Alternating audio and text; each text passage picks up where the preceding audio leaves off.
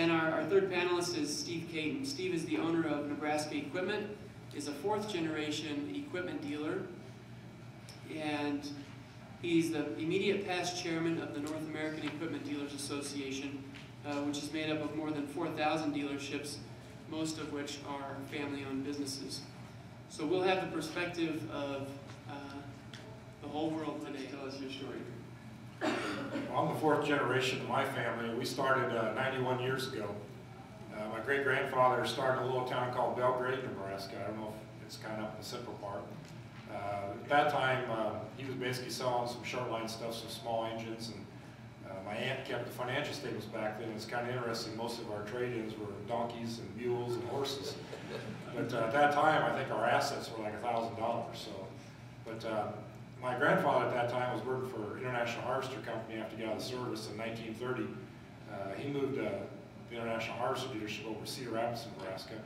And that's basically where I was born and raised, because my dad, after he graduated from high school, went into the business with my grandpa. And that's where I was. Back in the 70s, when the farm economy was good back then, they decided they needed to expand their business, so they moved to Albion, and we closed down the store in Cedar Rapids. And so that's where the location is till today. And my brother's running that operation back there, and there's 4 stores connected to it. And that's Neely, Norfolk, Crofton, and Albion. When I graduated from college, my dad was a strong believer that we all had to go out and do something else for 5 or 6 years before we come back into the business. And so that's what I did, and I went to work for International Harvester. And when I was ready to come back home, there was a location available in Seward, Nebraska, and so that's how it kind of worked out. I kind of got the opportunity to go to Seward, and so I didn't have to face the struggles with my dad, and kind of got things going. By the time my brother was ready to come back, he went into the banking industry. Dad was kind of ready to semi-retire, and so it kind of worked out well, and Tim kind of went back there and kind of took over that operation. Currently, we've got 7 locations in Nebraska. We also have Scottsbluff and Sydney, and it's been an interesting challenge, and we've got some interesting challenges to face ahead of us too. Most of my brothers and my children are young enough yet that we only have one child that's out of college, and everybody else is still in high school, and so we're just to the point where we're going to start facing these problems down the road. Thank you. In family business, we see many different structures. Steve, I wanted to know if you would talk to the sibling partnership structure and how you work through some of the issues of being in business with a sibling.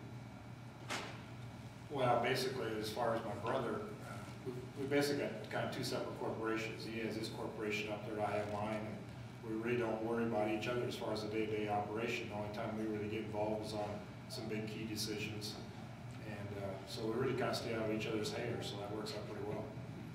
Steve, I wanted to ask you a question about some of the difficulties of being a family-owned business in the equipment dealer space. What are some of the unique challenges that family-owned dealerships face? Well, one of our challenges probably right now is trying to find qualified employees. We really need this younger generation back in the business. And I think part of the problem is probably because agriculture over the years wasn't doing so well. Plus, a lot of the farm kids, I think their parents told them they don't want them back, come back into agriculture, want them to go into other industries and stuff. And you just can't believe the last 5 years how the technology has changed in the farm equipment business. I mean, our combines and tractors now, we have to hook them up to computers right off the bat, even to figure out what our problem is. GPS, I mean, everything we've got now is pretty much GPS involved.